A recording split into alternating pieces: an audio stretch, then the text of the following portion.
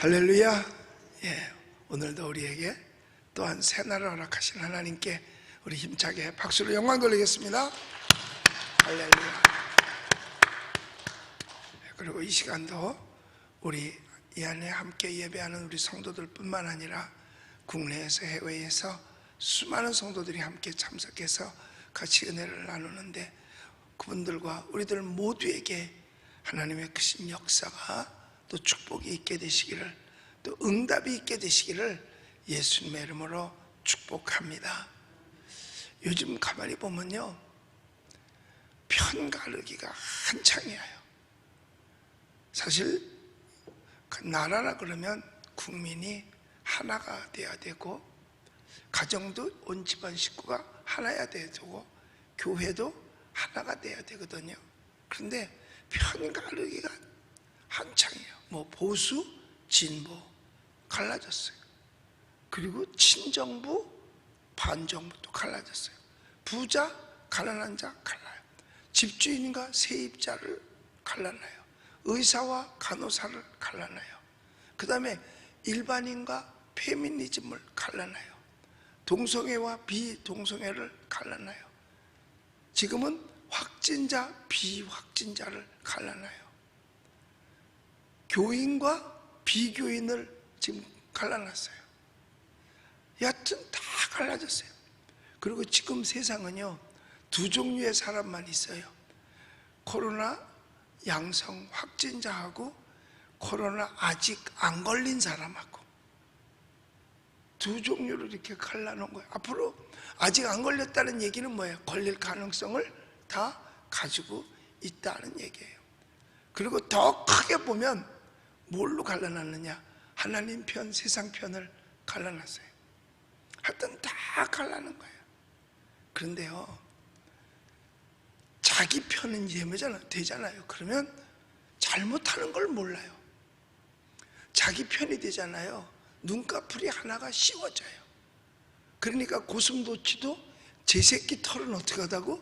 부드럽다고 그러잖아. 왜냐하면 같은 편이 되면은요, 눈에 깍지가 씌워져가지고 전혀 잘못하는 걸 볼 줄 모르는 거예요. 부모가 내 새끼 잘못하는 거 모르는 것처럼. 전에 구성전에 있을 때 거기에 우리 아이들이 파출소에 붙들려 간 적이 있었어요. 우리 학생 애들이. 그래서 우리 성도님이 목사님이 좀 가봐주세요. 그래서 갔어요. 가서 그랬어요. 쟤는 우리 교회 아이인데 쟤가 얼마나 착한지 모른다고, 쟤는 괜찮다고. 그랬더니요, 그 파출소 순경이 뭐라는지 아세요? 어떻게 목사님도 저들 엄마하고 똑같은 얘기를 하세요? 다 엄마들은 지 새끼가 착하대. 근데 알고 봤더니 걔가 주범이야. 걔가 주범이야.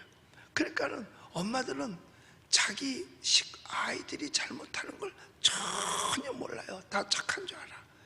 지 아이, 딸이 담배 피는 거 모르고요, 제 새끼 중학생 아이가 술 먹고 다니는 거 모르고요, 다 몰라요. 도덕성이 없는 것도 잘 모른다니까. 왜? 자기 편이 되면 그걸 모르는 거예요. 그러니까 자기에게 해가 돌아와도 그걸 모르는 거예요. 사실 가만히 보면 이 코로나 팬데믹 벌써 1년 이후로 참 많이 어려워요. 국가 경제 어려워지죠. 또 사람과의 관계가 멀어지죠. 그래도요, 같은 편인 사람들은요, 몰라요. 욕도 할 줄 모르고. 왜냐? 편이 같으니까 그런 거. 그러니까 서서히 그 개구리 실험하는 것처럼 이 개구리가 그냥 찬물에다 넣어놓고 집어넣어놓고 불을 서서히 떼면은요, 뜨뜻한 줄 알고 그냥 헤엄치고 다녀요. 나중에 뜨거워지면 그 다음에 뛰어나올래도 못 뛰어나와요. 왜? 그냥 좋은 줄 알고 있다가. 그런데 뜨거운 물에다 멀쩡한 개구리를 집어넣으면요, 바로 튀어나옵니다. 바로. 그러니까 서서히 내 편이라서 내 편한테 물들어가면 그 다음에는 거기서 뛰쳐나오고 싶어도 뛰쳐나올 수가 없는 거예요. 그러니까 서서히 자기의 그 저항력을 잃어가는 거죠. 그래서 서서히 죽어가는 거예요. 그런데 왜 우리 눈에는 보이느냐? 편이 달라서 그래요. 우리는 하나님 편이잖아. 하나님 편이기 때문에 내 편이 아니니까 못하는 게 보이는 거야. 그래서 지적하게 되는 거고, 그래서 말하게 되는 거지요. 자기 편끼리는 모른다니까요, 잘. 그런데 중요한 것은 뭐냐?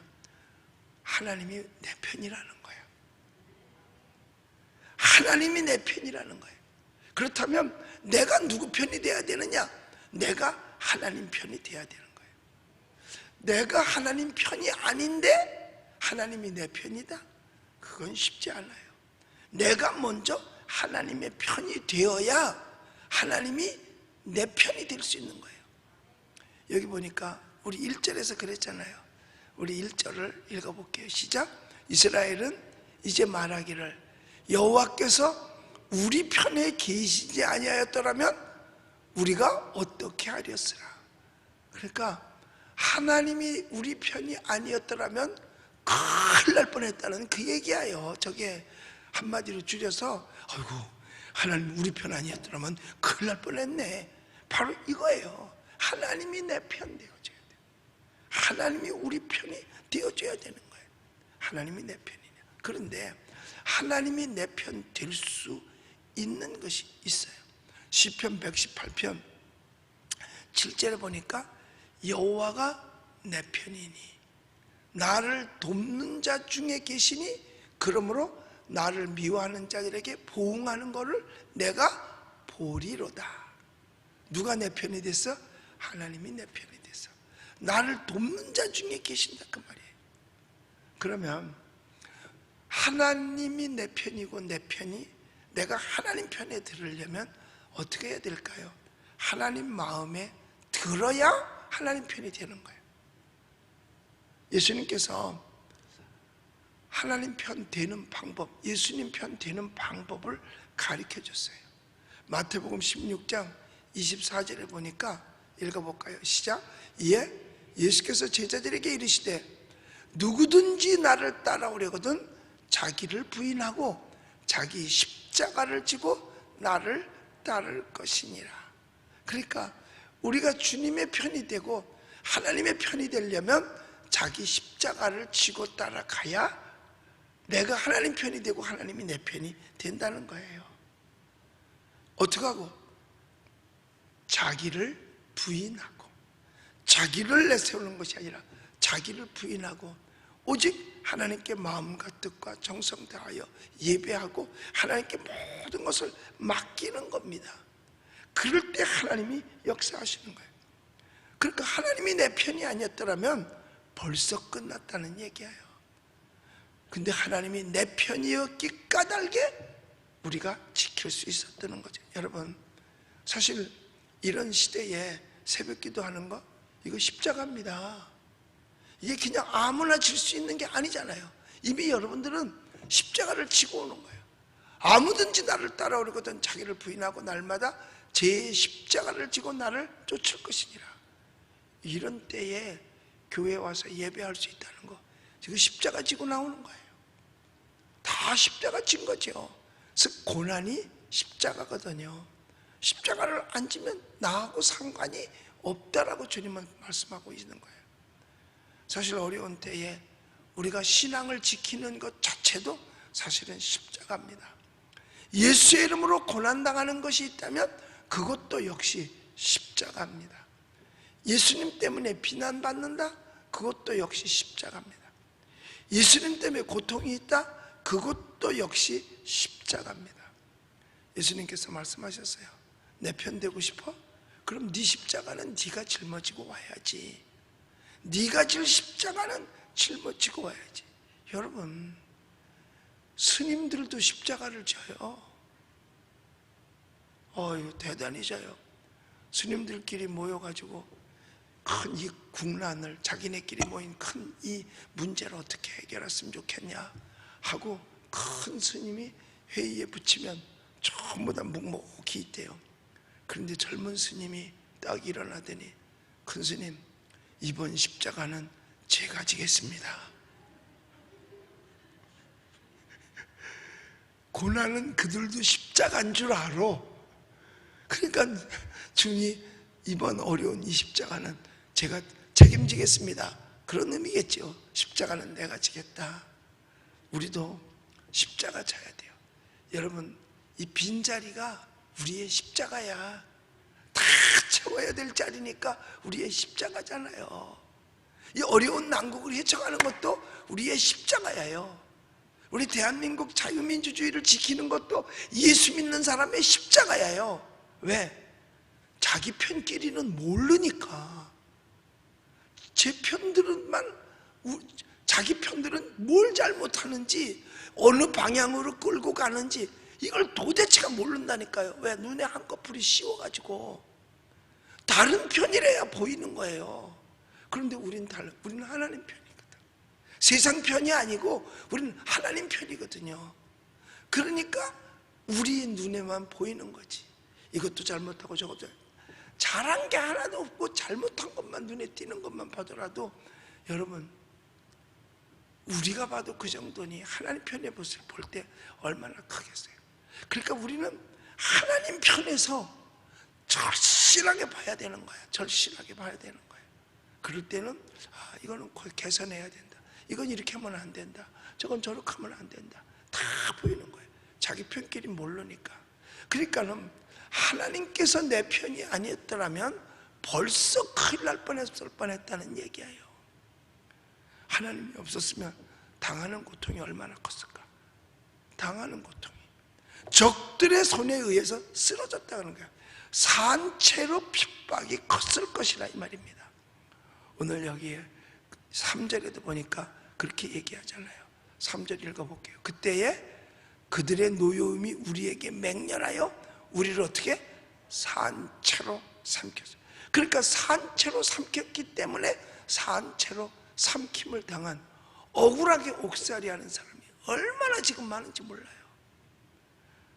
억울하게 옥살이하는 사람, 전직 대통령, 주의종, 또 전직의 무슨 고관들, 국정원장 등등, 사실 뭐 그렇게 큰 죄를 많이 져서 뭐 몇십 년씩 가서 살으라고 갔다가 언도를 내리고 그러겠어요.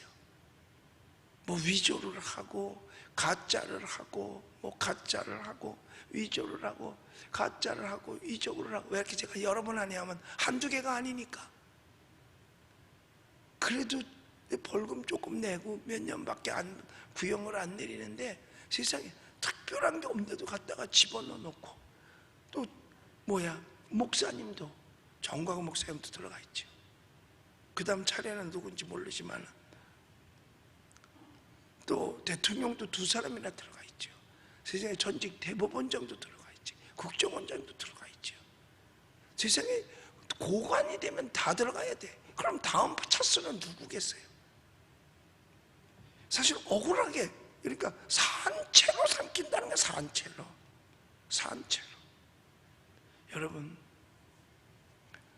이 세상에는 억울함을 당하는 사람들이 굉장히 많습니다. 그래서 이런 얘기도 있잖아요.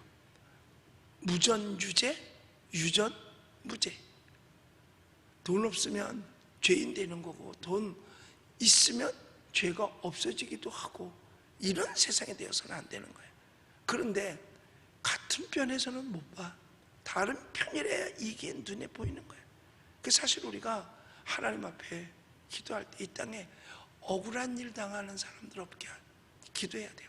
북한의 인권이 완전히 전 세계에서 가장 인권이 찬탈되는 데가 어디냐? 북한이라고 그러잖아요. 북한에는 아예 인권이라는 그 자체가 없어요. 우리나라에서도 인권을 그렇게 따지면서도 북한 인권에 대해서는 이런 망고도 하질 않아요. 그러니까 가짜 인권을 주장하는 사람들이라서 그래요. 가짜 인권. 그러니까 태아도 인권이 있어요.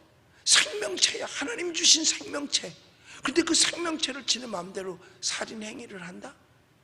이거는요, 인권을 말할 수 있는 사람들이 아닙니다. 세상에 도룡뇽의 도룡뇽권은 있어도 인권이 사라져버렸다니까요. 사실은 허울 좋게 이용해 먹는 언어가 인권이야. 정말 인권이 얼마나 핍박을 받는지 몰라요.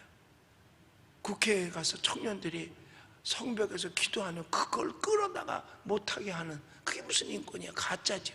말만 인권이야. 말만. 북한은 아예 인권이라는 그 자체가 없는 거죠. 뭐.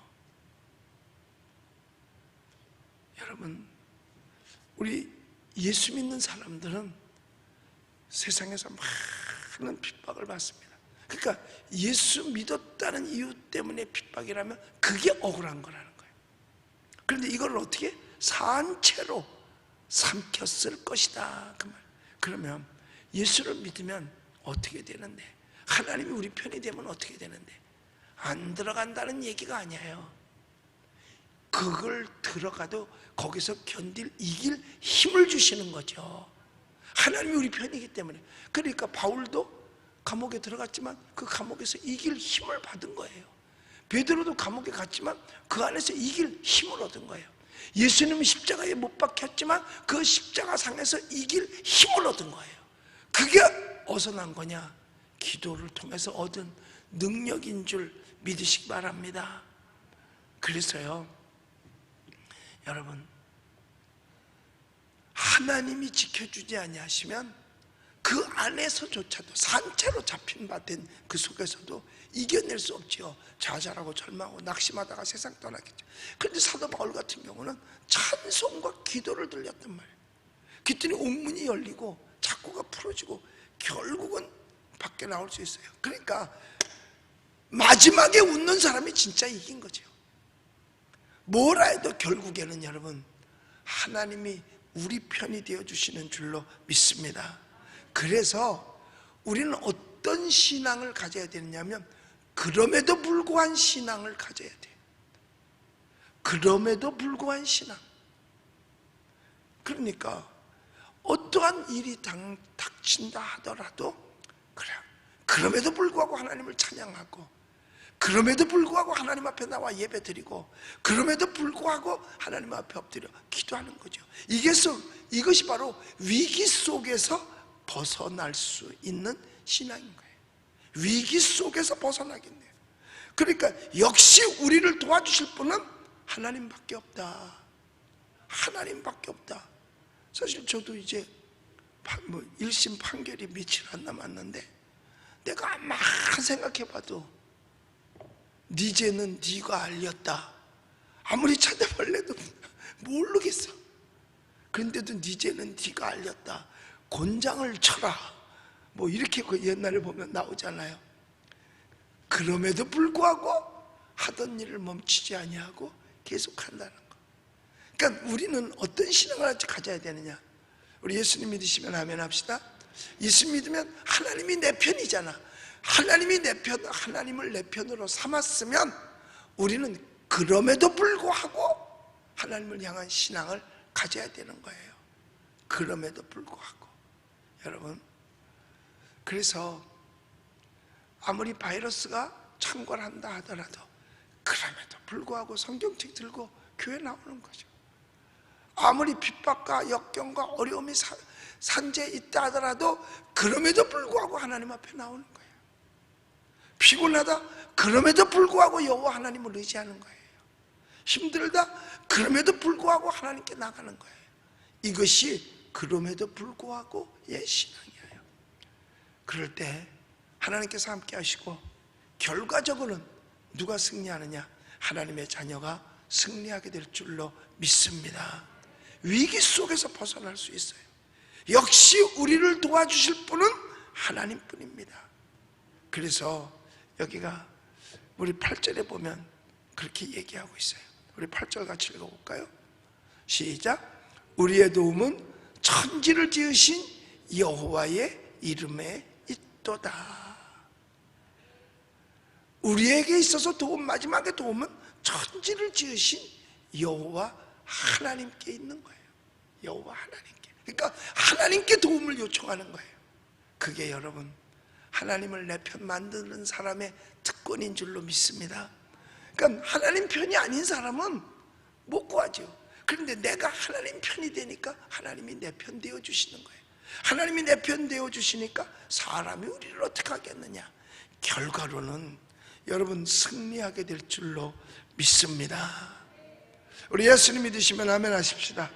우리 하나님 내 편 삼고, 여러분 어차피 편가르기는 됐어. 그런데 하나님을 떠나면 안 돼. 하나님을 내 편 삼고 내가 하나님 편 되어야지. 우리 하나님 편에서 또 하나님을 내 편 삼고 어려운 이 세상 승리하며 살아가는 저와 여러분들이 되시기를 예수님의 이름으로 축원합니다. 기도하겠습니다.